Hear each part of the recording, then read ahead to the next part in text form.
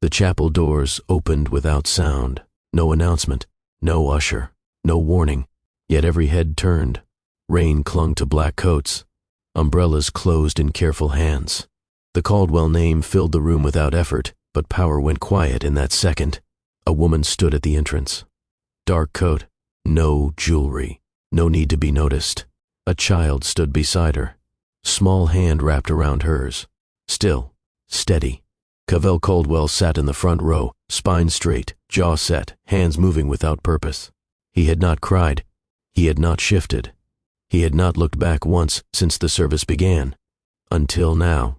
The boy lifted his face, clear eyes, calm eyes. He studied the room as if he belonged there. Then he spoke. "You look like me." The words landed clean. No fear, no question. A few breaths stopped. Cavell felt his chest tighten. Not pain, not shock, recognition. His body moved before thought caught up. He stood. Chairs creaked behind him. Someone whispered his name. Someone else gasped. The woman met his gaze. She did not flinch. Her eyes held no anger, no plea, only resolve. Cavell knew her face, knew the quiet strength in her posture. Alara Vaughn. Once, she had been the only place he could breathe. The boy looked between them, curious but unafraid. Cavell knelt, slow, careful, as if sudden movement might break something fragile and unseen. "I'm Cavell," he said. The boy nodded, considered him. "I'm Theo." The name struck deep. His mother loved that name. A silence followed, heavy but controlled. Not chaos, not scandal, truth. Cavell's mind froze on one thought. This moment did not come from chance. It arrived with intention. If this is where the story begins for you, pause here. Let this moment settle, because what silence hides always finds its voice. Cavell remained on one knee, not because anyone asked him to, because his body refused to rise. The chapel faded. The murmurs blurred. Even the rain outside felt distant. All he could see was the boy's face, the shape of his eyes, the calm focus, the way he stood without leaning into his mother for safety. That steadiness came from somewhere, from someone. Cavell's pulse thudded in his ears. Not fast, heavy, measured. The way it felt before a boardroom vote changed a company forever. Except this was not business. This was consequence. His mind searched for order. Dates, gaps, missed calls. The letter he never answered because silence felt easier than choice. He had ended things with logic, clean words, controlled distance. "I cannot live two lives." He remembered saying it without cruelty, without softness either. At the time, he told himself clarity was kindness. Standing here now, clarity felt thin. Theo watched him closely. Not hopeful, not guarded, observant. Children always knew when adults lied to themselves. Cavell felt the weight of his mother's portrait behind him. Rose Caldwell, the only person who spoke to him without fear, the only one who asked who he was when the money stopped talking. She would have seen this truth instantly. She would have known. A sharp thought cut through him. She met Alara. Of course she did. Memory surfaced without permission. A quiet dinner, a warm smile. His mother saying, "She listens well." Cavell swallowed. The child shifted his weight. Small fingers tightened around Alara's hand. Still calm, still steady. No demand, no accusation, just presence. And Cavell understood something in that instant. Silence did not erase choices. It stored them. Waiting, Cavell rose slowly. The room stayed quiet, as if everyone sensed something fragile had surfaced, and no one wanted to be the one to break it. He looked at Alara again. Years had passed, yet nothing about her felt distant. Same composed stillness, same refusal to beg for space. She had always carried herself this way, even when he left, even when silence followed. Cavell's thoughts pressed inward. How many moments had he dismissed because life felt demanding? How many messages he ignored because delay felt safer than honesty? He had told himself he was protecting everyone. Standing here, he saw the truth. He was protecting himself. And if you're listening right now, ask yourself something simple. Have you ever stayed quiet because speaking felt risky? Have you ever chosen distance because presence demanded more than you were ready to give? Silence feels clean. It feels controlled, until it returns with a face, until it speaks. Theo's words echoed again, steady and unforced. You look like me. That was not accusation. That was connection. Cavell felt a pull he had never allowed himself to name. Not obligation. Not guilt. Responsibility. The kind that does not shout. The kind that waits for courage. Ilara's voice finally broke the stillness. I came to pay respect, she said. Calm. Direct. She was kind to me. No drama. No history laid bare. Just truth offered without pressure. Cavell nodded once. He understood then. This was not about exposure. This was about timing. The service resumed, but Cavell barely heard a word. Prayers passed over him. Memories spoken aloud failed to land. His focus stayed fixed on one truth standing a few feet away.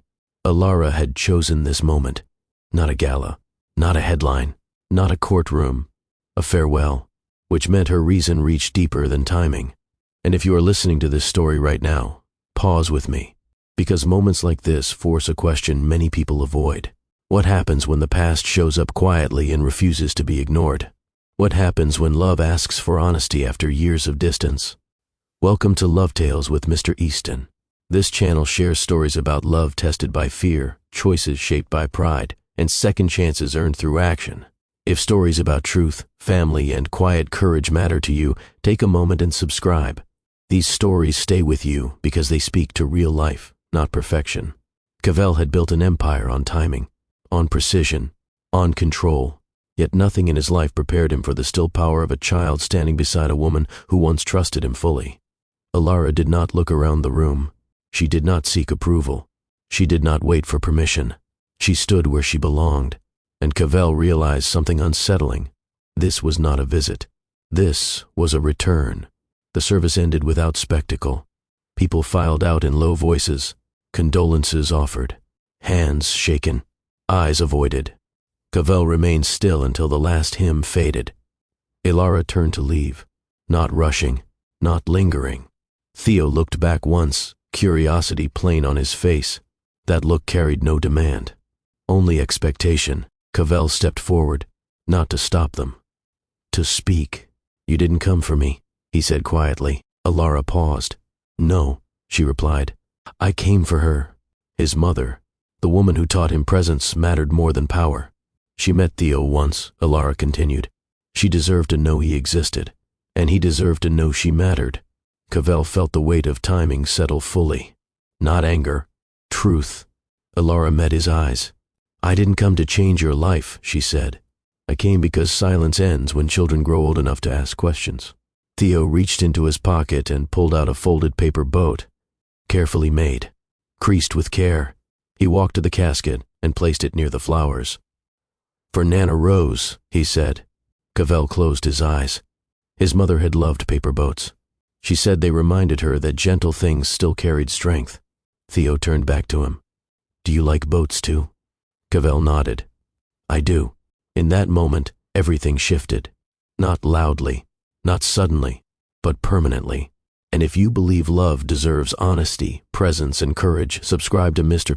Austin's Love Stories, because some stories arrive quietly, and some truths wait until the right moment to speak. Before the funeral, before the child, before the silence spoke back. Cavell Caldwell existed as a name long before he existed as a man. His face appeared on magazine covers beside numbers most people could not picture. His voice moved markets. His signature shifted futures.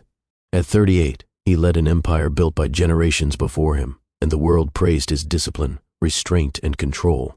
Publicly, Cavell was composed, measured, efficient. He arrived early, left late, spoke little, promised less. Investors trusted him because he never wasted words. Employees feared disappointing him because his disappointment never needed volume. He did not shout. He did not threaten. He simply withdrew approval, and that withdrawal carried weight. From the outside, his life looked complete. Penthouse overlooking the city, chauffeur-driven mornings, a calendar filled months ahead, dinners attended out of obligation, not desire. Yet, when Cavell returned home each night, the silence greeted him before the lights did. No laughter, no questions, no one waiting. The success that impressed the world offered no warmth when the doors closed. He filled his days with precision to avoid noticing the emptiness waiting between them. There was always another deal, another meeting, another reason to stay busy, because slowing down required reflection, and reflection asked questions he did not want to answer. Who are you when no one is watching? Who are you without expectations attached to your name? Cavell rarely slept deeply. His mind stayed alert, rehearsing tomorrow before today ended. Even rest felt like responsibility, and the irony was simple. The man trusted with billions felt unable to trust himself with stillness. He had everything except ease, and that absence shaped every decision long before Alara entered his life. If there was one place Cavell never felt empty, it was beside his mother. Rose Caldwell never treated him like a legacy. She treated him like a son who needed grounding. She lived in a townhouse far from glass towers and boardrooms. Simple furniture, books stacked without order, fresh flowers every week, even when her hands trembled with age. She insisted on shared meals, phones face down, no assistants, no interruptions. At her table, Cavell was not a chairman. He was a boy who once scraped his knees and cried when his father missed a school event. Rose never praised wealth. She praised character. She believed money revealed who people were, not who they should become. She reminded him often that control meant nothing without care. When people trust you, she once said, they hand you parts of their lives. Never forget that weight. Cavell listened, always. She was the only person who could look at him and ask, "Are you happy?" without expecting an easy answer. When his father died, Rose became his anchor. She steadied him through succession battles and quiet doubts. She encouraged discipline, but warned against isolation. You lead people, she told him. Do not stand above them. Yet Cavell absorbed her lessons unevenly. He learned restraint. He learned focus. He learned silence, but he missed something softer. Rose saw it.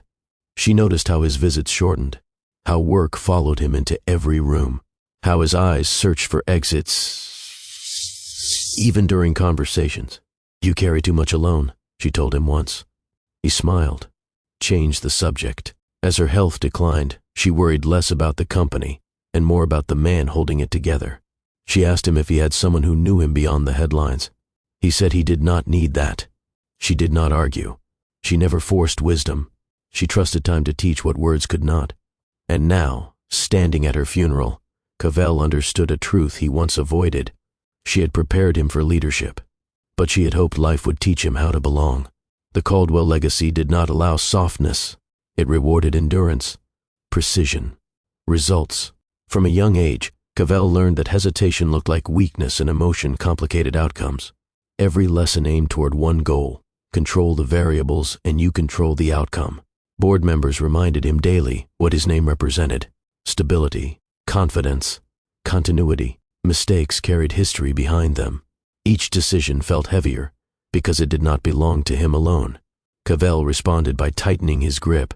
He reviewed every report personally, approved every major hire, signed off on details others delegated.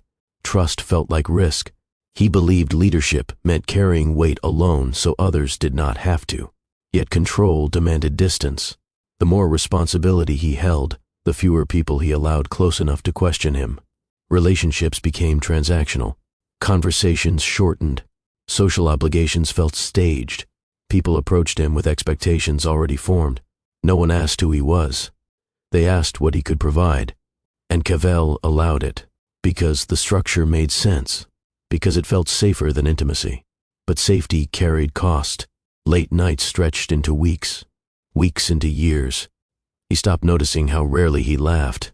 Every part of his life followed a schedule except his own emotions, which he ignored until they faded into background noise. Control kept him respected. It did not keep him fulfilled. He told himself this was the price of legacy. That ease belonged to people without responsibility. That loneliness proved commitment. But beneath the structure he built, something pressed outward. A quiet resistance. A longing for space where no one expected him to lead. That pressure did not break him. It redirected him. Approve Part 3 when ready. Part 4, Distance as a Habit, approx. 400 words. Over time, distance became Cavell's default response. Not cruelty, not indifference. Distance. He answered messages late. He kept conversations polite and brief. He mastered the art of listening without revealing anything in return. People described him as private, reserved, focused. Few recognized how intentional the separation was.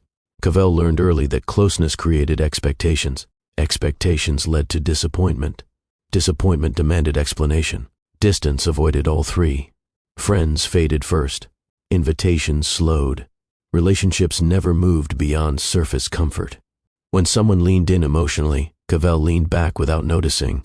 He told himself he was protecting his time. In truth, he was protecting his control.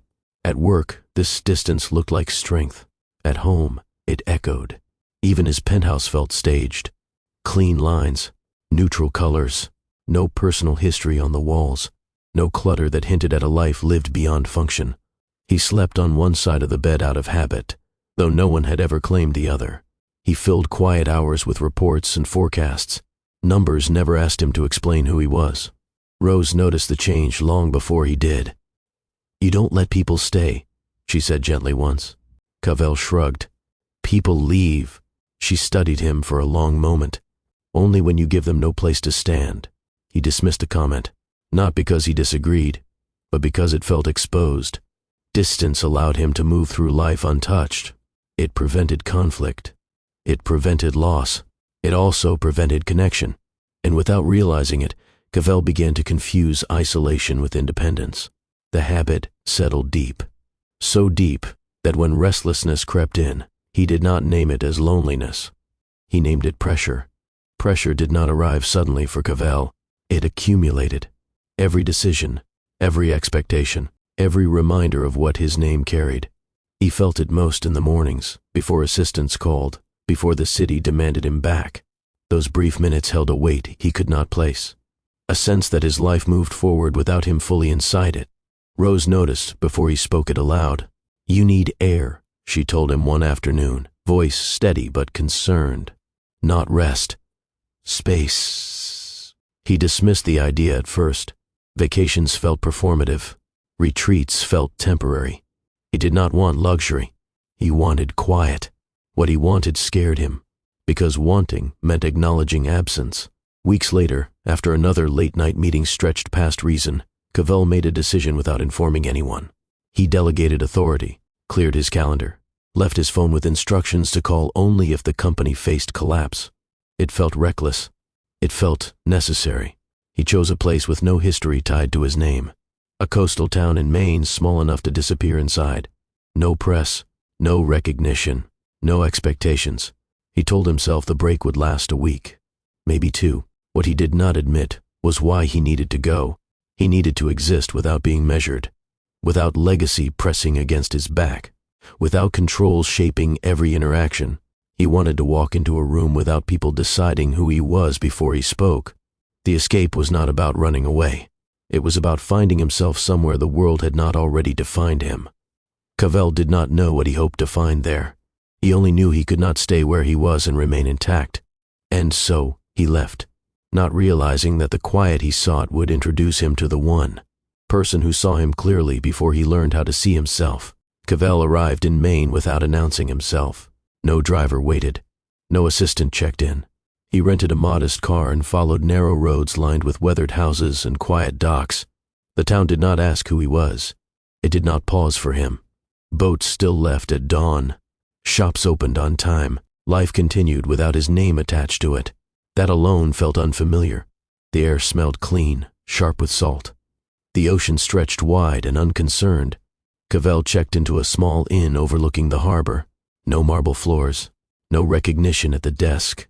The clerk handed him a key and asked if he preferred extra towels. No one asked his last name. The first night, he slept longer than he had in years. Not deeply, but without the constant edge of readiness. In the morning, he walked the harbor with his hands in his coat pockets, watching fishermen unload crates and greet each other by first name. No one hurried. That unsettled him at first. He realized how tightly he had measured time back home. Every minute justified. Every pause explained. Here, pauses existed without permission. He ate breakfast alone at a small cafe. Simple food, warm coffee, no phone calls, no calendar reminders. The quiet did not feel empty. It felt open. Cavell told himself he would stay a few days. He repeated it like a rule, but something in the town resisted urgency. Even the waves arrived without demand. He walked until his legs tired, then kept walking. Streets curved toward the sea, then away again. No straight lines, no glass towers. That afternoon he noticed a bookstore near the harbor. Narrow windows, handwritten sign, shelves visible through the glass. He paused. Books had always been his refuge when he was young, before leadership replaced curiosity. He stepped inside without knowing that this doorway would change the course of his life. The bell above the door chimed softly as Cavell entered. The bookstore smelled of paper and wood, familiar and comforting. Shelves lined every wall, some uneven, some crowded with handwritten notes tucked between spines. No displays, no trends advertised, just stories waiting quietly. A woman stood behind the counter, sorting returns. She wore a sweater with sleeves pushed up and her hair tied back without care. No effort to impress, no guarded posture. She looked up and smiled, not polite, not rehearsed. "Let me know if you're looking for something specific," she said. Her voice held ease. Cavell nodded and moved deeper into the shop. He ran his fingers along the spines, surprised by how natural the motion felt. He had not wandered without purpose in years. He picked up a novel he once loved and another he had never heard of. He read the back covers slowly, without distraction. Time passed unnoticed. When he returned to the counter, she glanced at his choices. "You like quiet stories," she observed. It was not a question. Cavell hesitated, then smiled slightly. "I suppose I do." She rang him up and slid a small card across the counter. "We host readings some evenings. Nothing formal. People just listen." He nodded again, unsure why the offer lingered in his mind. As he turned to leave, she added, "I'm Alara." He paused. "Cavell." She did not react. No recognition, no curiosity beyond courtesy. That absence landed softly. He returned the next day. And the next. Sometimes he bought a book. Sometimes he did not. Sometimes they spoke. Sometimes they did not. She never asked what he did, never pressed for more than he offered. That restraint drew him in more than interest ever could. Their connection did not rush. Days passed in gentle repetition. Cavell spent mornings walking the shore. Afternoons drifted between the cafe and the bookstore. Evenings ended early, without the pull of obligation. Alara spoke easily, but she did not fill silence. She let it exist. They talked about books first, then routines, then small histories. She shared stories about the town, about regular customers, about how some people came only when life felt heavy. Cavell shared little at first. He found himself listening more than speaking, surprised by how much he learned that way. She noticed details without comment. The way he flinched at sudden phone alerts, the way he chose seats facing exits, the way he held himself like someone always prepared to leave. Trust grew in quiet increments. A shared lunch, a walk along the pier, a conversation that lasted longer than planned. One evening, they sat on a bench overlooking the water. The sun dipped low, painting the surface gold. Alara asked, "Do you always hold yourself like you're bracing for impact?" The question landed gently. Cavell exhaled. "I suppose I do." She nodded, accepting the answer without judgment. That acceptance unsettled him more than confrontation would have. He realized how rare it was to be seen without being evaluated. Over time, he shared more. Not facts, feelings, pressure, fatigue, the sense of carrying something unnamed. She listened without interrupting, without fixing. And slowly, Cavell stopped guarding every sentence. Alara lived simply. She walked everywhere, knew the tides by habit, remembered birthdays without reminders. She volunteered at the community center on weekends and closed the bookstore herself each night. Her life followed rhythms, not schedules. She did not chase ambition. She nurtured stability. Cavell noticed how people greeted her, with warmth, with trust, with familiarity earned over time. She belonged. That belonging contrasted sharply with his own life, where presence often felt conditional. Alara spoke honestly, but she did not overshare. She set boundaries without announcement. She declined invitations without apology. When Cavell offered to pay for dinner, she thanked him and suggested they take turns. Money never entered their conversations unless necessary. Not avoidance, choice. She valued time, attention, consistency. He watched her interact with others, noticing how she stayed present in each exchange. No multitasking, no drifting focus. It made him aware of how often his own attention fractured. Alara noticed his curiosity and smiled once. "You look surprised." "I am," he admitted. "About what? How complete your life feels." She considered that. "It feels complete because it fits me." That answer stayed with him. For the first time in years, Cavell questioned whether his own life fit at all. Cavell never spoke of his wealth. He dressed simply, paid quietly, lived without excess, yet the contrast surfaced in small ways. He suggested solutions before problems fully formed. He viewed obstacles as systems to manage. He assumed control equaled care. Alara approached life differently. She accepted uncertainty, trusted people, let outcomes unfold without gripping them tightly. One afternoon, a storm forced them to close the shop early. They sat on the floor with coffee, listening to rain against the windows. Cavell spoke about responsibility, about carrying weight, about leadership as endurance. Alara listened, then said, "You talk about life like it's something to manage." He frowned slightly. "Isn't it?" She shook her head. "Life isn't a company. You don't win by controlling it." The words unsettled him. He realized how often money insulated him from consequence, how rarely he allowed himself to need. Here, need was not failure. It was shared. Alara did not depend on wealth to feel secure. She depended on routine, on community, on trust. That difference fascinated him. He began to see how money simplified choices but complicated meaning. And for the first time, he wondered what he had traded away without noticing. The question came one evening without warning.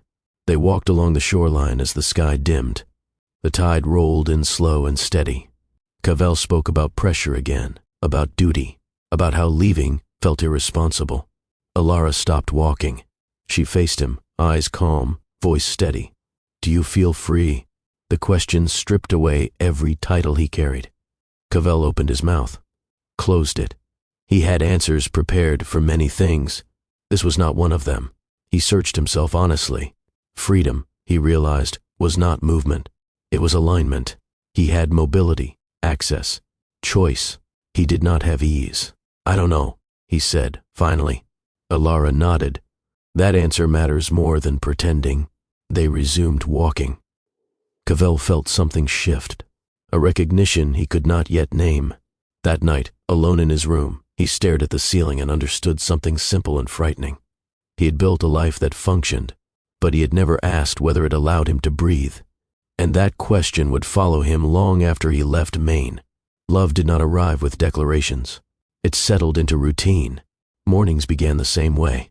Coffee poured slowly. A walk along the harbor. A nod exchanged with familiar faces. Cavell stopped checking the time. Alara never rushed him. They learned each other through repetition. Which chair he chose. How she preferred silence before speaking. The rhythm of shared errands and unplanned pauses. Safety formed without agreement. Cavell felt it in small ways. The way his shoulders loosened when he entered the bookstore. The way his phone stayed forgotten in his coat pocket. The way he slept without rehearsing tomorrow. Alara created space without naming it. She did not pry. She did not demand explanation. She allowed him to arrive as he was each day. That consistency steadied him.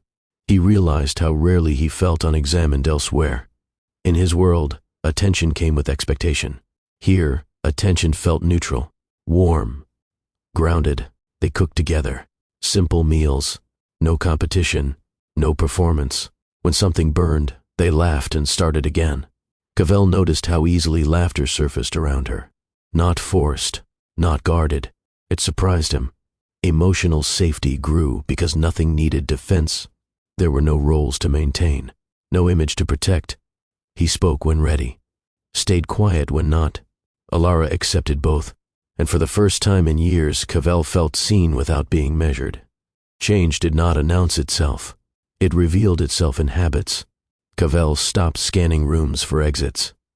He stopped bracing for interruption. He stopped planning conversations before they began. His mind slowed. Thoughts no longer raced ahead. They settled where they were. He noticed beauty without assigning value, the way light shifted across the water, the sound of pages turning, the comfort of a shared glance without words. Alara did not push him toward growth. She did not frame his transformation as progress. She allowed it to unfold. That freedom challenged him. He began to question choices he once accepted without reflection, why he equated distance with discipline, why he believed leadership required solitude. He felt lighter, yet uneasy, because change asked him to reconsider what he once defended. At night, he thought about returning home. The pressure waiting, the obligations paused, not erased. The thought no longer felt grounding. It felt heavy. Cavell realized something unsettling. Peace had become unfamiliar, and unfamiliar things demanded honesty. This love did not ask him to impress. It did not revolve around admiration or rescue. Alara did not need him to fix her life. She had built one that fit her. That independence altered the dynamic. Cavell did not lead here. He met her. They chose each other daily, without promise or claim. The absence of urgency made the connection stronger. No future mapped out, no expectations set, just presence. He recognized the difference between desire and alignment, between attraction and trust. With Alara, he felt no pressure to perform, no role to fulfill. She valued honesty over certainty. That changed how he spoke, how he listened, how he stayed. For the first time, love felt calm, and that calm revealed how exhausted he had been. Peace carried a shadow. Cavell felt it during quiet moments, in the way his phone sat unanswered, in the letters he delayed reading, in the knowledge that his life beyond Maine waited, unchanged. Alara sensed it too. She never asked how long he would stay. She understood temporary things without bitterness.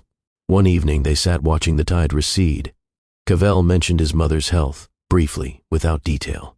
Alara reached for his hand, held it, said nothing. The gesture carried awareness. They both knew this quiet existed within borrowed time. The unspoken hovered between them. Love deepened, not weakened, by that awareness. Because loss acknowledged does not steal meaning. It clarifies it. The first fracture appeared quietly. A call from his assistant reached him through the inn's landline.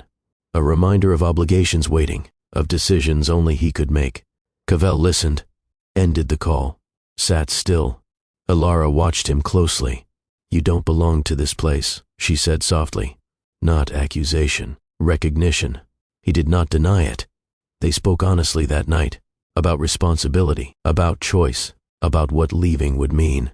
Cavell felt torn between two truths. Love asked presence. Duty demanded return. Neither felt optional. For the first time, he faced the cost of a life built without room for attachment. Alara did not ask him to stay. She asked him to decide without lying to himself. And before we continue this story, ask yourself something. Should love survive distance? Or does distance reveal what love was never meant to carry? Share your thoughts in the comments.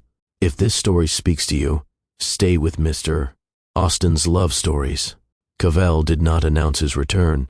He simply stepped back into the life he had paused. The city received him without emotion. Towers stood where he left them. Offices resumed their pace. Assistants filled his calendar as if nothing had shifted. Yet something had. His body returned before his mind did. Meetings resumed with familiar rhythm. Reports stacked neatly. Decisions demanded speed. Cavell delivered them with the same precision the board expected. Outwardly, nothing appeared altered. Internally, the contrast cut sharp. The quiet he carried from Maine clashed with the urgency of power. Conversations felt louder. Rooms felt tighter. Every exchange carried weight again. He noticed how quickly people deferred to him, how rarely they questioned, how easily his presence reshaped a room. Once, that influence steadied him. Now, it felt hollow. He caught himself drifting during briefings. His thoughts returned to harbor mornings, to the sound of pages turning, to a life where time did not demand justification. Cavell told himself this dissonance would pass. That adjustment required discipline. He buried the discomfort under responsibility. Work expanded to fill every available space. Early mornings returned. Late nights followed. The familiar structure reclaimed its hold, yet something remained unsettled. He felt like a guest in his own life, And beneath the routine, a quiet truth pressed forward. He had left something unfinished. The board sensed weakness before he named it. They noticed subtle changes, delayed responses, a softened edge, fewer hours logged. Questions surfaced, framed as concern. Was he fully committed? Did personal matters interfere? Would succession plans require review? Cavell addressed each calmly. He reassured them with numbers and forecasts. He reminded them of his record. They listened. They did not relax. At the same time, Rose's health declined faster than expected. Appointments multiplied. Test results carried careful language. Doctors spoke with measured tones. Cavell sat beside her hospital bed, holding a hand that once guided him with certainty. She smiled when she saw him. "You look tired," she said. He denied it. She did not press. They spoke about small things, about books, about the garden she missed tending, about nothing that required fixing. Cavell stayed late into the nights, then returned early mornings. He split himself between boardrooms and quiet hospital corridors. The contrast weighed on him. At work, power demanded decisiveness. At the hospital, nothing responded to control. Rose noticed his strain. "You don't have to hold everything alone," she told him once. He squeezed her hand, said nothing. The board pushed harder as her condition worsened. They wanted assurance, visibility, strength. Cavell stood between two demands that offered no compromise. Duty pulled him forward. Love pulled him inward. And time refused to slow. Cavell waited too long to call Alara. He told himself he needed clarity first. A plan. Certainty. But certainty never arrived. One night, after leaving the hospital, he sat in his car and stared at his phone. The city lights blurred through the windshield. He pressed her name. The call connected. Her voice came through steady, familiar, warm. They exchanged small words, safe words. He ended them quickly. "I can't continue this," he said. Silence followed. Not shock, not confusion. Understanding. "I can't live two lives," he added. "I need to focus here." He explained responsibility, legacy, timing. Alara listened without interruption. When he finished, she spoke softly. "I knew this moment would come." Her acceptance unsettled him more than anger would have. "I care about you," he said, "but this isn't sustainable." "I understand," she replied. No argument, no plea. They ended the call without promises. Cavell sat in the car long after the screen went dark. He told himself he had chosen correctly, that clarity was kindness, that distance prevented deeper pain. Yet the absence felt immediate and final. Alara did not call back. Days passed, then weeks. Cavell checked his phone more than he admitted. He scanned messages out of habit, not hope. Nothing arrived. Her silence held no accusation, no drama. It felt complete. He wondered if she had always known this ending waited. He tried to return to routine, to meetings, to numbers, but something subtle shifted. The quiet he once sought no longer followed him. It stayed behind. He thought of her restraint, her refusal to ask him to choose. He framed it as maturity, but beneath that, another truth surfaced. She trusted him to act with honesty, and he had chosen distance. Alara learned she was pregnant 2 weeks after the call. The news arrived without ceremony. A test, a pause, a steady breath. She sat alone in her kitchen, absorbing the weight of what now existed. Fear followed briefly. Then resolve. She calculated timelines, considered options, measured her capacity. The child did not represent loss. It represented truth. She thought of Cavell, of his words, of the life waiting for him. She did not rush to contact him. She believed in choice, not pressure. Days passed as she adjusted quietly. She told no one at first. She continued her routines. Life did not stop. It reoriented.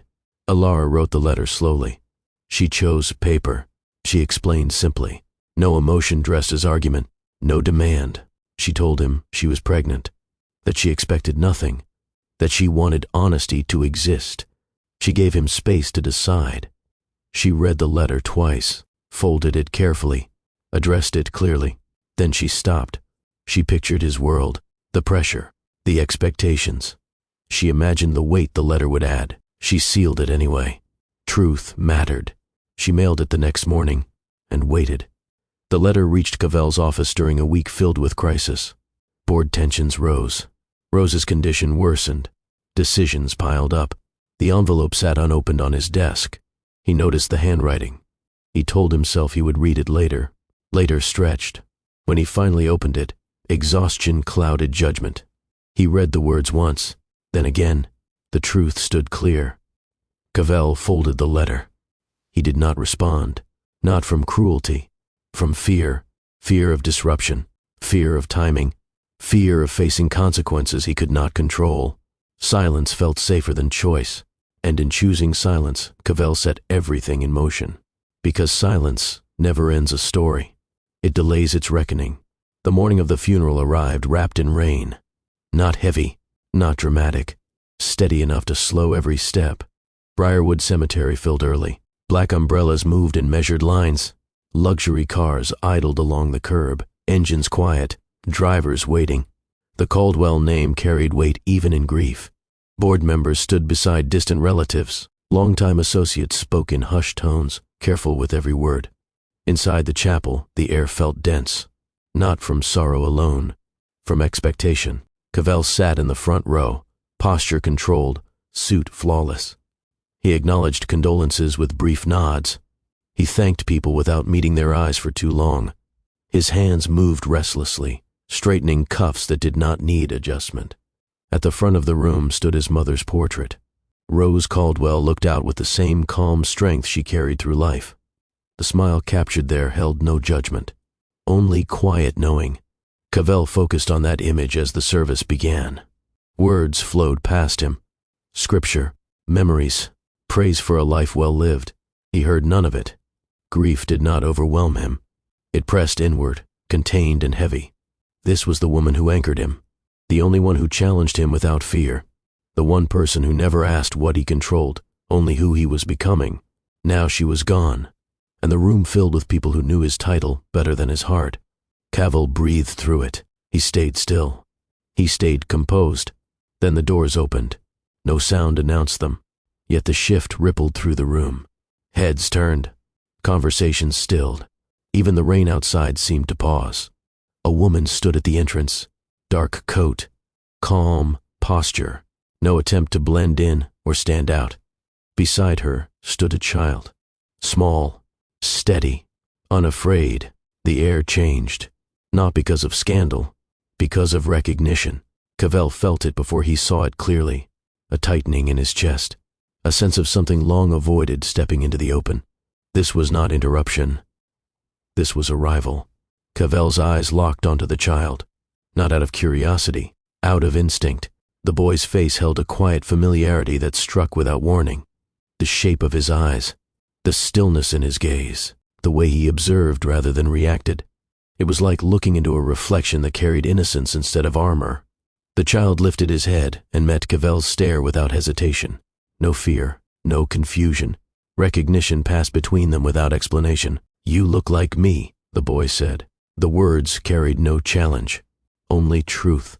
A murmur swept the chapel. Subtle, controlled, but unmistakable. Cavell's breath caught. This was not resemblance shaped by imagination. It was precise, undeniable. The boy stood with confidence that did not need reassurance. His hand rested lightly in the woman's grasp, not clinging, simply connected. Cavell stood before realizing he had moved. The room seemed to recede as he took a step forward. The woman met his gaze. Alara Vaughn, time compressed into a single moment. The calm harbor, the bookstore, the question about freedom. And now this. Cavell lowered himself to the child's level, movement slow, deliberate. "My name is Cavell," he said. The boy studied him carefully. "I'm Theo." The name landed hard. Rose loved that name. Cavell felt something shift under his ribs. Not pain, not shock, understanding. The resemblance was not physical alone. It was presence, and presence demanded response. The service concluded without disruption. People stood, filed out, whispered condolences resumed. Cavell remained near the front, uncertain how to move forward without causing harm. Alara guided Theo toward the aisle. Before leaving, the boy tugged gently at her sleeve. Can the first? He asked softly. She nodded. Theo reached into his pocket and pulled out a folded paper boat. Carefully made. Crisp edges, slightly worn from being handled. He walked toward the casket with purpose, unhurried. Cavell watched, frozen. Theo placed the boat beside the flowers. For Nana Rose, he said. Cavell's throat tightened. Rose had taught him to fold paper boats when he was young. She said they reminded her that delicate things could still travel far. How did you know? Cavell asked quietly. Theo turned back toward him. She showed me. Alara spoke gently. She visited Maine once. We met by chance. Of course she had. Rose had always found her way to truth. Theo smiled. She said, boats carry wishes. Cavell closed his eyes briefly. In that simple gesture, the past and present met without resistance. This was not confrontation. It was inheritance. Outside, the rain softened. Guests lingered in small clusters. Conversations resumed cautiously. Cavell stepped beside Alara, careful to respect distance. You came today, he said. Yes, you didn't have to. I wanted to, she replied. Her voice carried no accusation, no demand, only clarity. Theo stood between them, watching both. Cavell felt the collision fully now. The life he left, the truth he avoided, the future standing quietly within reach. He thought of the letter, of the silence he chose, of the days that followed without consequence until now. This moment did not feel like punishment. It felt like reckoning. Alara met his eyes. I came for her, and for him. Cavell nodded. He understood. Some truths waited for the right ground to stand on. As the cemetery emptied, Cavell remained behind. He watched Theo walk ahead, paper boat no longer in hand, but memory intact. Alara paused beside him. I didn't come to change your life, she said. I came to honor hers. Cavell swallowed. Silence had protected him once. It had preserved order, maintained control, but it had also created distance where trust should have lived. He saw it clearly now. Silence had not spared pain. It had delayed responsibility, and delay carried cost. Cavell looked at Theo, then back at Alara. I should have answered, he said. Yes, she replied. Not harsh, not soft, honest. In that moment, Cavell understood the full weight of his choice. Not just what he lost, but what he almost missed. And for the first time, he did not turn away from it. The days following the funeral did not rush Cavell forward. They slowed him down. For the first time in years, he allowed messages to wait. Assistants left voicemails. Board members sent careful check-ins. He acknowledged none of it right away. His attention stayed fixed on something far more fragile than quarterly reports. His first real conversation with Alara happened 48 hours later. She chose the place. A small cafe near the cemetery, quiet but public. A space where nothing could be misread as secrecy or pressure. Cavell arrived early, not out of habit, but intention. He stood until Alara and Theo reached the table. Theo carried a puzzle book. He climbed into his chair without looking at Cavell, focused on fitting pieces together. Alara sat across from him, posture relaxed but alert. Cavell waited. I'm grateful you agreed to meet, he said. Alara nodded once. This isn't about comfort. It's about clarity. I understand. They spoke first about Rose, about how she had visited Maine without announcement, about how she listened more than she spoke, about how she never tried to interfere. She wanted peace, Alara said. For you. For him. Cavell absorbed that quietly. When conversation drifted toward the past, Alara redirected it with calm precision. We don't need to reopen everything at once, she said.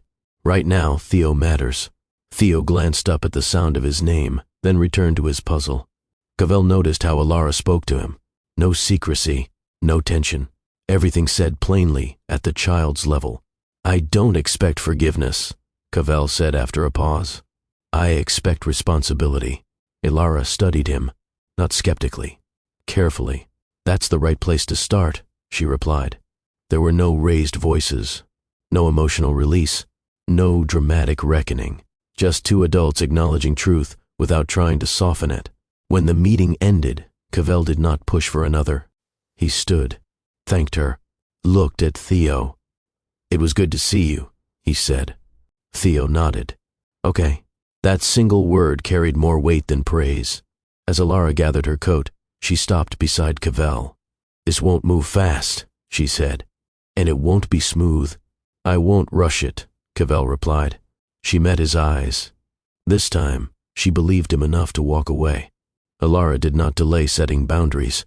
She did not frame them as conditions for forgiveness or steps toward reconciliation. She presented them as facts, stated calmly, without emotion attached. They met again 3 days later. Same cafe, same table. Theo sat with a coloring book this time, absorbed and content. Before Cavell could speak, Alara did. I need to be clear, she said. Her tone stayed level. This situation does not belong to you alone. Cavell nodded. I know. These rules aren't punishment, she continued. They're protection. She explained them, one by one. Theo would never be surprised by Cavell's presence.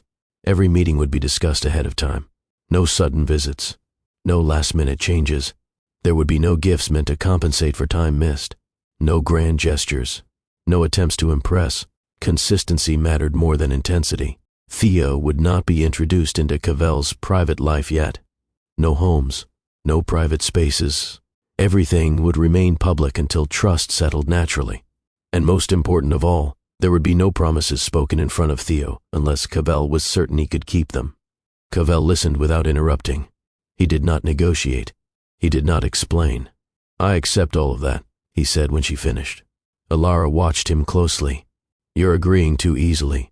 I'm agreeing honestly, he replied, because every rule you listed protects him from confusion and from disappointment. That answer shifted something. Alara leaned back slightly, not relaxing, but acknowledging sincerity. I won't translate your intentions for him, she said. Your actions will speak on their own. They should, Cavell replied. She studied his face, looked for urgency, for entitlement, for pressure disguised as patience. She found none. You don't get unlimited access, she added, and you don't get emotional credit for showing up. I wouldn't want that, Cavell said. I want to earn trust the slow way. Theo looked up then. Do you like coloring? He asked suddenly. Cavell smiled faintly. I'm not very good at it. That's okay, Theo said. You can try. Alara noticed Cavell hesitate before answering, as if checking whether he was allowed. That's fine, she said quietly. Cavell sat beside Theo and picked up a crayon without comment. That moment mattered more than any agreement, because Alara's rules were not designed to test Cavell's patience. They were designed to reveal his character. Restraint did not come naturally to Cavell. His life trained him to act, decide, and correct course fast. When problems surfaced, he solved them. When gaps appeared, he filled them. When something broke, he replaced it with something stronger. None of those instincts applied here. So he learned to slow himself on purpose. He did not call Alara between meetings. He did not send messages to explain his intentions. He did not ask for reassurance when silence stretched longer than comfort allowed. He waited. When Alara suggested meeting once a week, he agreed without asking for more. When she ended a conversation early, he accepted it without question. When Theo spoke briefly and returned to his own world, Cavell let the moment pass without forcing connection. This restraint cost him more effort than any negotiation he had led. At work, he had always believed control created stability. Here, control threatened to damage everything. So he practiced something unfamiliar, trust without demand. He adjusted his schedule to fit the boundaries set, not because they restricted him, but because they revealed what mattered. He declined late-night dinners. He left board meetings early without explanation. He stopped offering reasons for choices that did not require approval. Colleagues noticed. Some questioned it. Cavell did not clarify. He learned that restraint did not mean absence. It meant choosing when to step forward and when to remain still. One afternoon, during a public reading at the bookstore, Theo sat beside him with a book open on his lap. Cavell noticed the boy leaning slightly closer, not touching, just near enough to register presence. Cavell did nothing. He did not shift, did not comment, did not acknowledge it. Theo stayed. Later, Alara watched Cavell pack up his coat without lingering, without attempting to stretch the visit. You could have stayed longer, she said. I was invited for this time, he replied. I don't want to blur lines. That answer mattered, because restraint showed Alara something words never could. Cavell was not trying to reclaim time. He was respecting it. Restraint became his discipline. Not silence, not withdrawal, but patience with intention. Theo did not rush toward Cavell with excitement or confusion. He watched. Children measured people through patterns, not promises. Theo noticed what arrived on time and what faded. He noticed tone, patience, and follow-through. He noticed when adults tried too hard. Cavell learned this quickly. Theo greeted him politely each time they met, but without attachment. He answered questions briefly. He returned to his books or drawings without explanation. He did not seek approval. That distance was not rejection. It was assessment. Cavell respected it. He spoke to Theo the same way each time. Calm voice, direct answers, no exaggeration, no attempts to entertain. When he did not know an answer, he said so. Theo accepted that. Trust began in small, almost invisible ways. Theo started choosing the seat next to Cavell during public readings. Not close enough to touch, but close enough to share space. He handed Cavell a book once and asked him to hold it while he tied his shoe. Cavell held the book, returned it without comment. Another time, Theo asked, "Will you be here next week?" "Yes," Cavell replied. At the same time, Theo nodded. He did not smile. He did not celebrate. But the following week, he looked up as soon as Cavell entered the room. That mattered. Theo asked questions that revealed careful thinking. "Why do you leave when the clock says it's time?" "Because your mom said this is the time." "Oh." No challenge, no follow-up. Theo absorbed consistency like proof. One afternoon, Theo fell asleep during a story reading. His head leaned against Cavell's arm, light and unplanned. Cavell stayed completely still. He did not adjust his posture. He did not signal Alara. When Theo woke on his own, he sat up and rubbed his eyes. "You didn't move," he said. "I didn't want to wake you." Theo considered that, then returned to his book. Alara saw everything. She noticed how Cavell never claimed moments, never spoke about progress, never framed Theo's behavior as achievement. Trust formed without ceremony, not because Cavell tried to earn it, but because he respected how fragile it was. They kept everything ordinary on purpose. No private rooms, no closed doors, no gestures designed to look meaningful from the outside. Their meetings happened in places where life continued around them without pause. Parks where children ran past without noticing who Cavell was. Cafes where cups clinked and conversations overlapped. The bookstore where Theo felt most at ease. Cavell learned how much effort it took to stay unremarkable. He waited in lines, carried his own coat, sat on benches without checking his phone. He arrived on time and left when time ended, even when staying felt easier. Small moments did the real work. Theo showing him a new drawing and asking if the colors matched. Alara sharing a brief look when Theo laughed. A quiet walk where no one spoke, yet no one felt ignored. Cavell discovered how presence sharpened awareness. He noticed Theo's moods shift.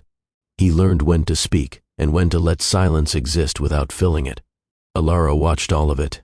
She noticed Cavell never tried to turn public space into performance. He did not scan for recognition. He did not change his behavior when others glanced their way. That consistency mattered. Over time, the world began to notice changes at a distance. A chairman leaving meetings early without explanation, declining invitations once treated as mandatory, choosing a park bench over a private room. Speculation followed. Cavell ignored it. He had learned something valuable. Attention wasted energy. Presence created meaning. One afternoon, as they sat on a low wall near the harbor, Theo kicked his feet lightly against the stone. "Do you always come back?" Theo asked. Cavell answered without hesitation. "When I say I will." Theo nodded and returned to watching boats pass. No celebration, no relief. Acceptance. Alara spoke later when Theo stepped ahead to examine shells. "You're not trying to rewrite anything," she said. "I can't," Cavell replied. "I can only choose what happens now." She studied him. "That's the first honest answer you've given. These small moments stitch something durable together. Not dramatic, not fragile, real. And before we move forward, take a moment yourself. What does redemption look like when no one is watching? Does it arrive with words? Or does it arrive with consistency, restraint, and time? Share your thoughts in the comments. If you believe redemption shows itself through action, stay with Mr. Austen's love stories. Change did not begin with announcements. Cavell restructured his life quietly, the way he now understood real decisions worked. He started with his calendar. Meetings once stacked without pause gained space between them. Committees that required his name but not his presence were reassigned. He reduced travel to what mattered and declined what did not. When asked for reasons, he gave none. For the first time, his schedule reflected intention instead of obligation. At home, the shift continued. The penthouse no longer functioned as a waiting room between flights. He removed excess, simplified rooms, created spaces meant to be lived in, not passed through. He replaced screens with books, silence with routine. Mornings gained shape. Evenings ended earlier. Sleep returned without force. At work, people noticed the difference. Cavell listened longer, delegated without hovering, trusted others to carry weight he once refused to release. His leadership grew steadier, not weaker. Results did not suffer. They improved. The board adjusted, slowly, cautiously. They realized Cavell's restraint sharpened his judgment. His presence became deliberate instead of constant. What unsettled them at first became undeniable. This version of Cavell was not distracted. He was aligned, and alignment allowed him to be present where it mattered most. He built margins into his life so commitments did not compete. He stopped treating personal time as a luxury earned through exhaustion. This was not retreat. It was correction. For the first time, Cavell lived as if his life belonged to him, not the other way around. Cavell learned to arrive empty-handed. No speeches, no assurances, no future mapped aloud. When he showed up, he did so without expectation. This went against every instinct shaped by power. He was used to negotiating outcomes, securing alignment, offering clarity. Here, clarity came from presence. He did not promise permanence. He did not define roles. He did not ask Alara what she needed beyond what she stated plainly. "I'll be here," he said only when certain, and only for what he could keep. Theo noticed first. Children sensed exaggeration faster than adults. When Cavell said he would come on Saturday, he arrived on Saturday. When he said a meeting would end at noon, it ended at noon. When he did not know the answer to a question, he admitted it. This consistency replaced reassurance. Alara noticed something else. Cavell no longer framed his presence as sacrifice. He did not speak about what he gave up. He did not compare this life to the one he lived before. He chose this life without narration. That mattered. Promises created pressure. Pressure created fear. Showing up without promises created safety. Cavell accepted uncertainty as part of repair. He stopped trying to control outcomes he could not own. Instead, he focused on what he could. Time, attention, honesty. That was enough. Theo's connection with Cavell deepened without effort.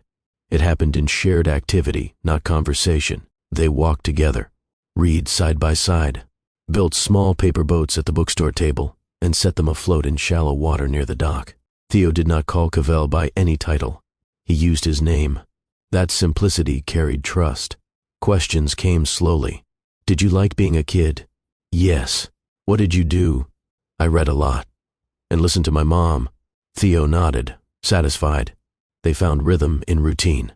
Cavell learned Theo's preferences, which stories he loved, when he grew quiet, when he asked questions that meant more than they sounded.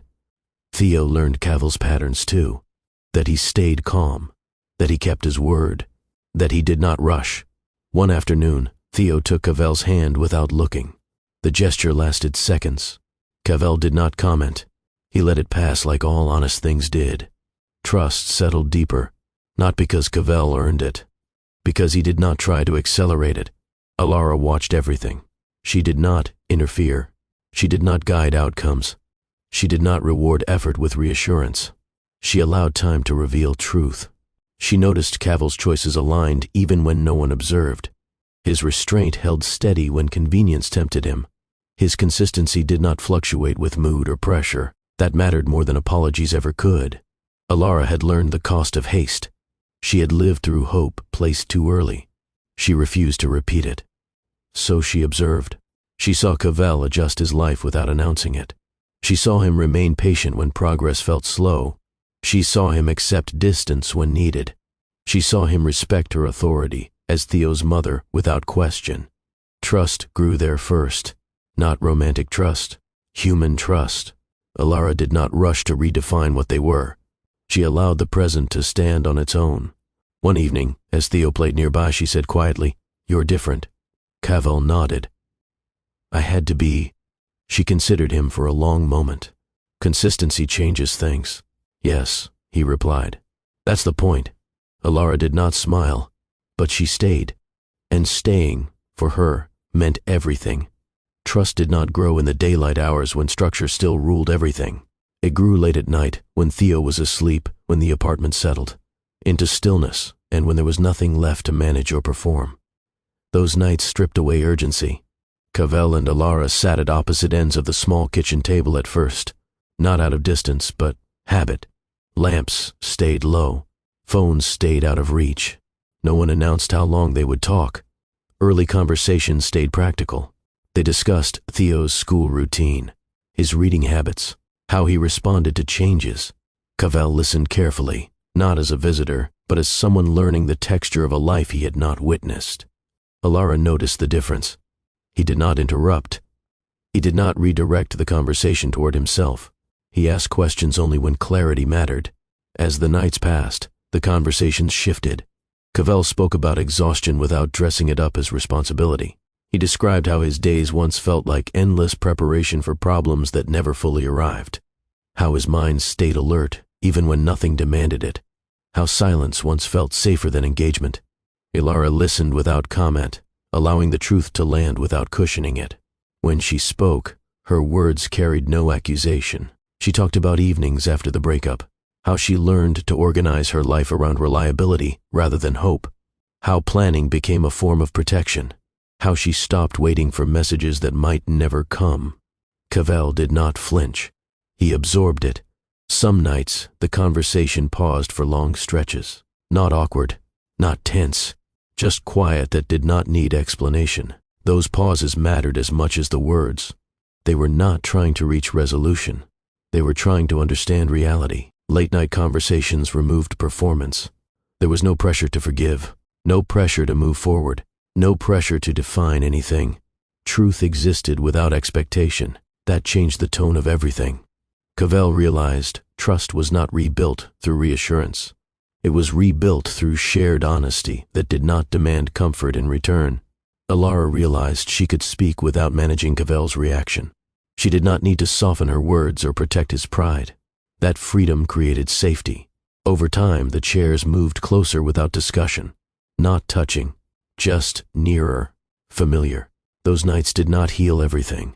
They did something quieter. They established ground where trust could stand without rushing. Honest admissions did not arrive all at once.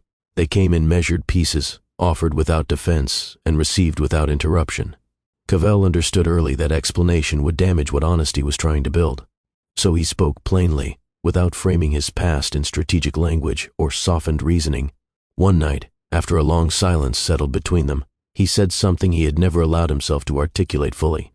"I believed control kept people safe," he said, "including myself." Alara did not respond immediately. She waited, allowing the thought to stand on its own. Cavell continued, "I thought structure prevented harm.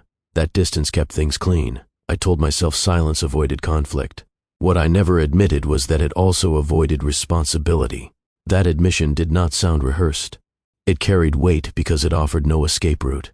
He explained how power narrowed his emotional range, how decision-making rewarded detachment, how praise for discipline slowly erased vulnerability from his life.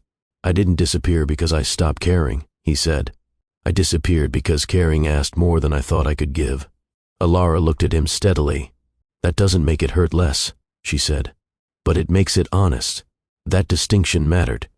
Alara shared her own admissions without hesitation. She spoke about how she prepared for abandonment before it happened, how part of her expected the ending long before Cavell spoke it aloud, how she learned to build stability without waiting for reassurance. "I didn't stay because I thought you'd return," she said. "I stayed because I needed my life to function without uncertainty." Cavell nodded. He did not counter the statement. He did not offer justification. Honest admissions did not compete for sympathy. They created clarity. Alara admitted something else. quieter but just as important. "When you didn't answer," she said. I didn't feel shocked. I felt confirmed. The word landed heavily. Confirmed. Cavell understood what it meant. It meant silence had already taught a lesson before it ended. He accepted that without resistance. "I see that now," he said, "and I accept it." That acceptance marked a shift, because honesty without acceptance only reopened wounds. They did not attempt to balance pain. They did not measure who hurt more. They did not rush toward resolution. They allowed truth to exist fully without bargaining. Honest admissions changed the tone of their connection. They removed illusion. What remained was real, grounded, and difficult. But it was no longer fragile. Emotional accountability required Cavell to change how he responded when discomfort appeared. In his former life, discomfort signaled action. He fixed problems quickly. He redirected conversations. He reframed outcomes until they felt manageable. Here, none of that applied. Accountability asked him to remain still when instinct urged movement. It asked him to listen without correction. It asked him to accept consequences without rushing toward repair. This became clear during one late-night conversation when Alara described a memory Cavell remembered differently. In the past, he would have clarified, explained context, adjusted the narrative. This time, he stayed quiet. He let her memory stand as it was experienced, not as he wished it had been. That restraint mattered. Alara noticed immediately. "You didn't try to explain that," she said. "I don't need to," Cavell replied. "It's your memory." Emotional accountability lived in moments like that. Cavell stopped asking questions that sought reassurance. He no longer asked whether Alara trusted him yet, or when things would feel normal. Those questions shifted pressure onto her. Instead, he asked questions rooted in responsibility. "What feels steady for you right now? What do you need me to stop doing? What would make this easier for Theo?" These questions reshaped his behavior. When Alara asked for space, Cavell respected it without withdrawing emotionally. When she expressed doubt, he did not counter it with optimism. He acknowledged it. "I understand why you'd hesitate," he said more than once. And he meant it. Accountability demanded consistency even when progress felt slow. Cavell showed up without expecting acknowledgement. He accepted distance without resentment. He stayed grounded even when silence stretched longer than comfort allowed. This was difficult. There were moments when he wanted to reassure himself aloud, moments when he wanted to frame change as achievement, moments when he wanted confirmation that effort was working. He resisted all of it, because accountability was not about feeling better. It was about becoming reliable. Alara observed this carefully. She noticed Cavell no longer reacted defensively when she referenced the past. He did not shrink from it or attempt to move past it prematurely. He carried responsibility without complaint. That mattered more than apology ever could. Emotional accountability rebuilt trust because it aligned behavior with truth. It allowed Alara to remain cautious without feeling challenged. It allowed Theo's needs to guide decisions without interference. Cavell learned something essential. Accountability was not self-punishment. It was sustained alignment between words, actions, and restraint. And that alignment held steady, even when no one praised it. Alara did not wake up one morning and decide to trust Cavell again. Trust was not a switch she flipped. It was a position she moved into slowly, with awareness of every step. She never pretended the past no longer existed. She remembered clearly what it felt like to wait for an answer that never came. She remembered how silence taught her to rely on herself. Those memories did not fade simply because Cavell changed his behavior, and she did not want them to. Pain to her was not something to erase. It was something to respect. Alara watched Cavell over time, not through words but through patterns. She paid attention to what stayed consistent when nothing was at stake. How he behaved when Theo was tired. How he reacted when plans changed. How he handled disappointment without turning inward or defensive. She noticed Cavell did not rush closeness. He did not interpret her caution as rejection. He did not pressure her to move faster emotionally. He allowed trust to arrive on her terms, even when that meant sitting in uncertainty longer than comfort allowed. That mattered deeply. One night, after Theo had fallen asleep, Alara spoke the truth she had carried carefully. "I still remember how it felt when you didn't answer," she said. "That doesn't disappear because things look different now." Cavell did not interrupt. He did not rush to reassure. He nodded. "It shouldn't disappear." That response shifted something fundamental, because it told Alara he was not asking her to forget. He was asking her to observe. She continued, "Choosing to trust you now doesn't mean that pain didn't shape me. It means I'm deciding whether your consistency deserves space alongside it." "I understand," Cavell said, "and I accept that." Those words carried no urgency, no expectation, just acceptance. Alara allowed herself to trust incrementally. She shared thoughts she once kept guarded. She allowed vulnerability to surface without labeling it as reconciliation. She let moments unfold without assigning meaning too early. Trust, for her, became a choice grounded in observation, not hope. She trusted because Cavell's actions stayed aligned when pressure returned, because his restraint did not collapse under stress, because his presence did not demand reward. She trusted because he did not ask her to erase her experience to make his return easier. That distinction mattered. Alara did not rewrite the story to make it gentler. She added a new chapter built on proof. Trust did not erase pain. It learned to exist beside it without letting it dictate the future. And that choice marked the true turning point. Not forgiveness, not resolution, but belief earned slowly through time, restraint, and consistent truth.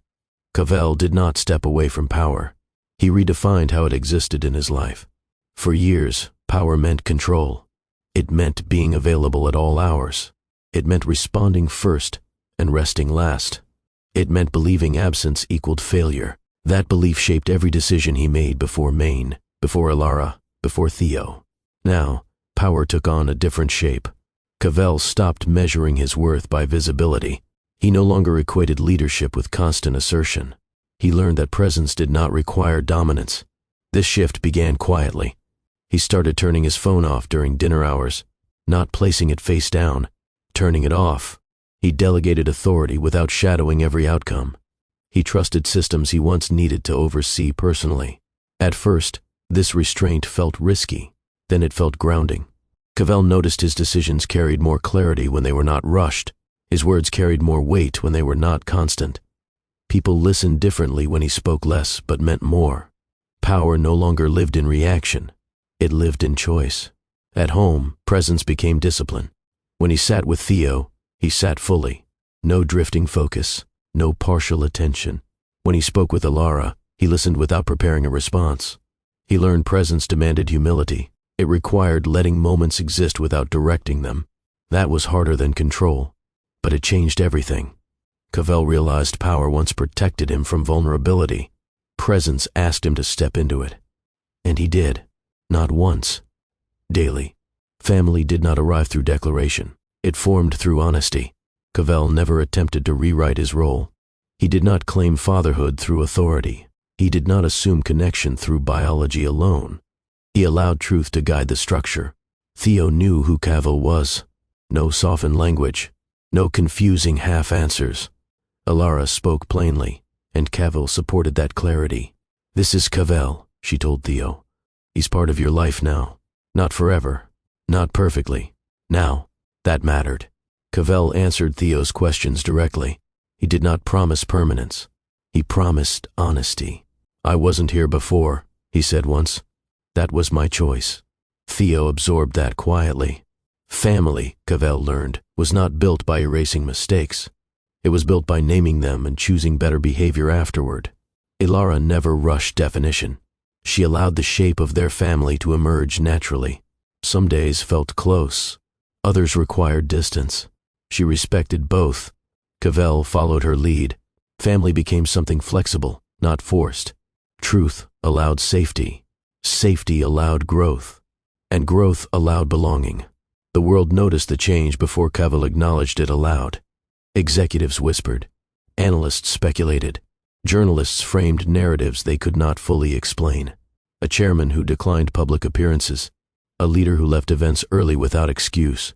A man who walked without entourage. The shift confused people. Cavell did not correct them. He understood something now. Public perception mattered less than private alignment. When asked about changes, he spoke carefully. "My priorities evolved," he said. No elaboration. The company adapted. Contrary to fear, stability improved. Teams grew confident in delegated authority. Decisions flowed through systems instead of bottlenecks. Power distributed created resilience. The public saw a leader who appeared calmer, less reactive, more deliberate. They called it maturity. They were not wrong. Cavell did not chase reputation. He let consistency speak. Theo thrived in the quiet. He did not change overnight. He grew steadily. Routine anchored him. Clear answers gave him confidence. Presence built trust. He slept better, asked deeper questions, laughed more freely. Cavell noticed the changes without claiming credit. Theo's stability came from consistency, not correction. They built habits together. Reading nights, weekend walks, paper boats folded carefully at the bookstore table. Theo spoke openly. "Will you be here tomorrow?" "Yes." That answer stayed reliable. Theo no longer measured adults by promises. He measured them by return. Cavell returned. Alara watched her son grow without anxiety. She saw trust settle into him naturally. She saw questions replace worry. That mattered most. Theo's growth became the clearest evidence of change. Not success, not reputation, but peace. If this story stayed with you, it is because silence speaks louder than words. Cavell did not fail because he lacked love. He failed because he chose silence when truth asked for courage. Silence feels safe. Silence avoids conflict. Silence delays consequence. But silence also teaches people where they stand. Alara learned where she stood when no reply came. Theo lived the early years of his life shaped by an absence he never caused. And Cavell learned too late that silence does not pause life. It redirects it. When you stay quiet instead of honest, people do not wait forever. They adapt. They protect themselves. They move forward without you. Silence is not neutral. It is a decision. Many people watching this story have faced moments like that. A call you did not return. A truth you delayed. A conversation you avoided because timing felt wrong. This story reminds you that timing does not forgive silence. Only courage does. Cavell's reckoning did not come through punishment. It came through recognition. He saw what silence had shaped. A child who deserved clarity. A woman who learned strength through solitude. A life that moved forward without his input. Silence protected his comfort. It cost him years. And that is the first moral this story leaves with you. If you care, speak. If you fear, speak anyway. If truth feels inconvenient, speak sooner. Silence never keeps things intact. It only decides who pays the price later. This story is not about grand apologies. It is about presence. Cavell did not repair damage by explaining himself. He repaired it by showing up consistently.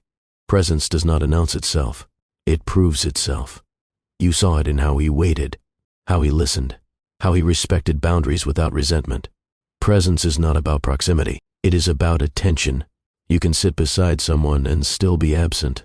You can share a space and still withhold yourself. Cavell learned that late. He learned presence requires effort every day, not intention spoken once. Alara trusted presence because it arrived without pressure. Theo trusted presence because it stayed reliable. No speeches, no promises shouted into the future. Just return, again and again. That is the second moral. If you want trust, show up. If you want repair, stay consistent. If you want connection, be present where you are. People do not need perfection. They need reliability. Presence builds safety. Safety builds trust. Trust builds family. And none of it comes from words alone. Courage in this story did not look dramatic. It looked restrained.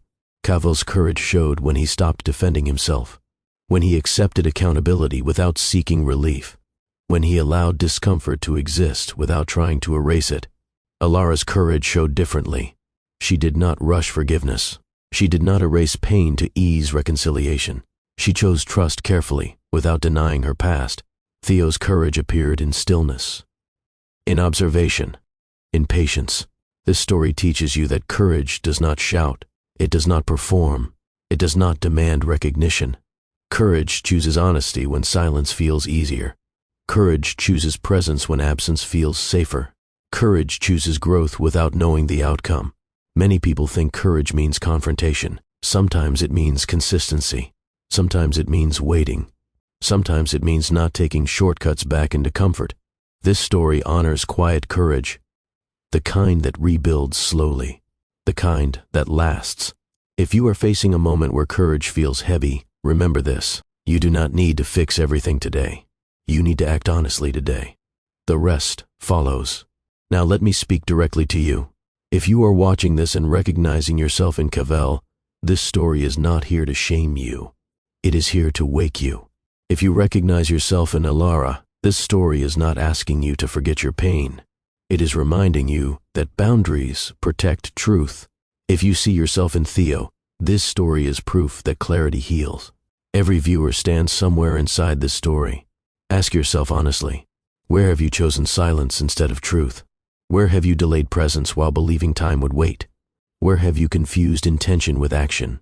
This story does not tell you to rush back into anyone's life. It tells you to return differently. With humility, with consistency, with courage. You do not repair the past by rewriting it. You repair it by living differently now. And if this story made you pause, reflect, or reconsider a choice you are avoiding, then it has done its job. Stories matter because they reveal ourselves. This story ends quietly because real healing does. Not everything broken can be restored, but many things can be rebuilt with honesty. Cavell did not reclaim control. He learned presence. Alara did not erase pain. She allowed growth. Theo did not need perfection. He needed truth. And that is the final message this story leaves with you. Walking away is easy. Returning with integrity takes courage. If this story resonated with you, if it made you reflect on your own choices, then stay with us. Subscribe to Mr. Austin's Love Stories for stories that value truth over noise, presence over power, and growth over regret. Share this story with someone who needs to hear it. Comment with the lesson that stayed with you. Because stories like this are not only meant to be watched, they are meant to change how you show up tomorrow. And sometimes that quiet change becomes the most powerful legacy of all.